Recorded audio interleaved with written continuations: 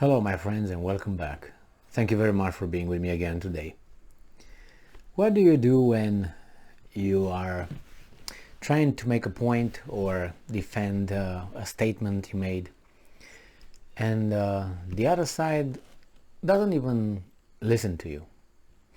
And not only that the other side does not listen to you, but they have the power to hurt you or to sanction you. What do?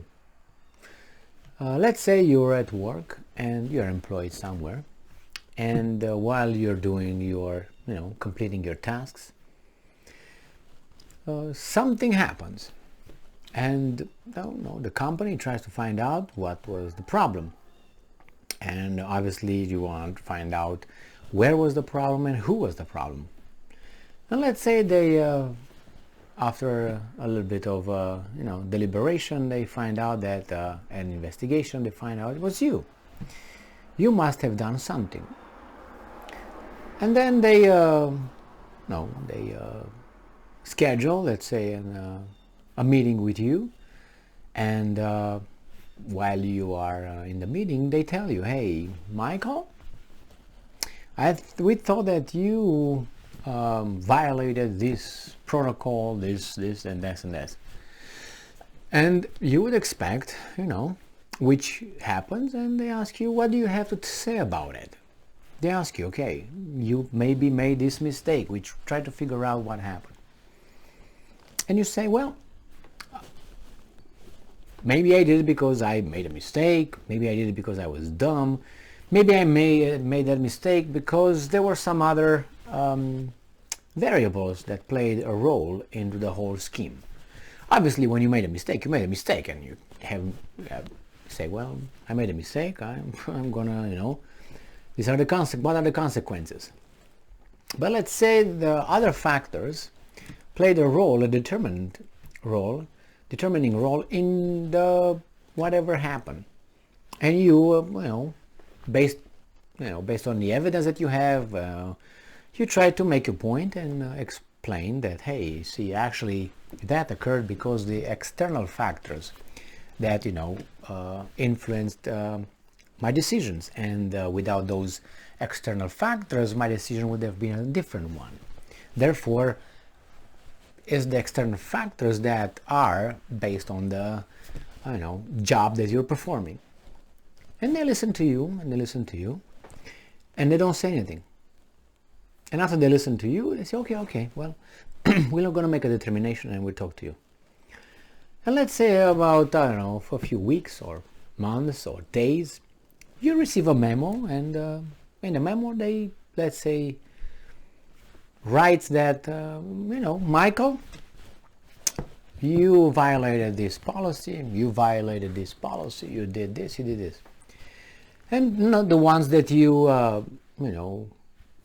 agreed and you confirmed that it was a mistake, you have nothing to say about it. You say, well, I made a mistake. I told you I made a mistake. It was me. I screwed up. I messed up. But on the issues that you at least try to explain, hey, you know what, it was external factors, and, I did it because of this and this and this. What about those? Well, they found you also in violation. And you say, well, why?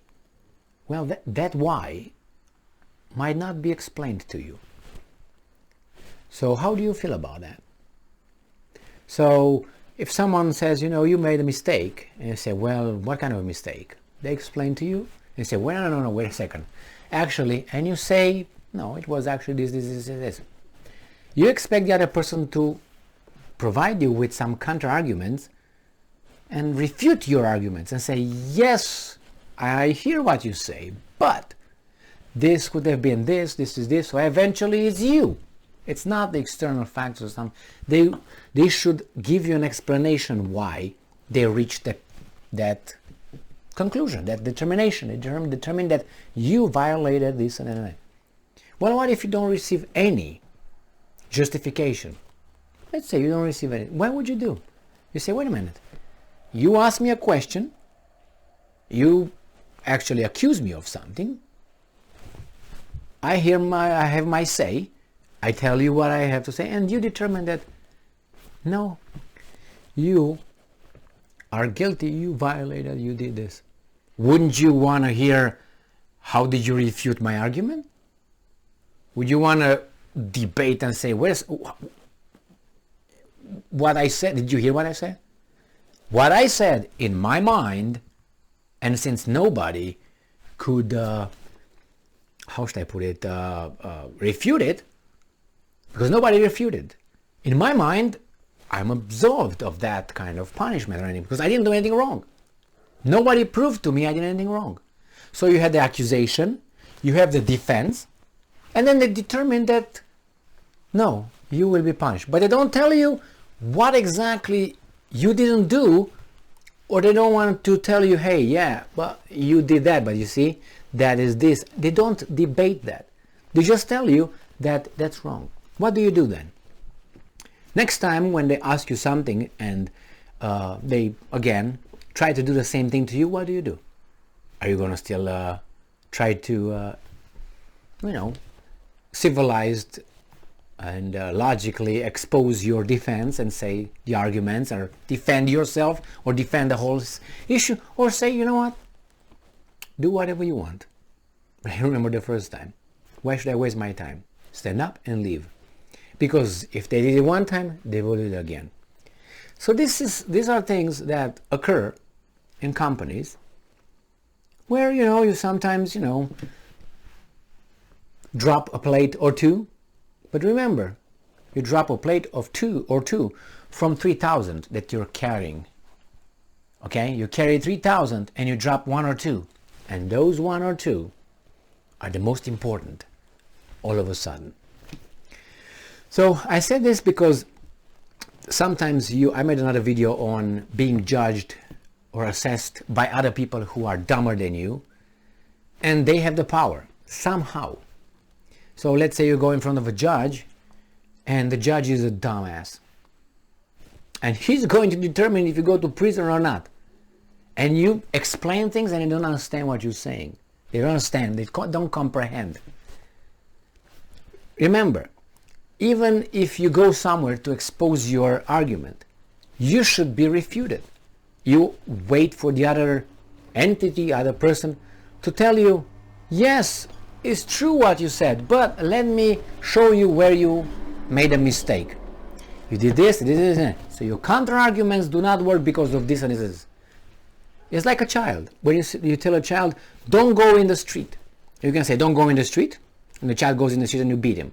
And the child said, well, I was helping Michael. He went in the street, I was saying, you beat the child, never. You don't explain the child, don't argue, yes, you went in the street, but it's to help Michael, who went in the street, but you exposed yourself. Could you find a different way? No, you just punish both of them, Michael and your son.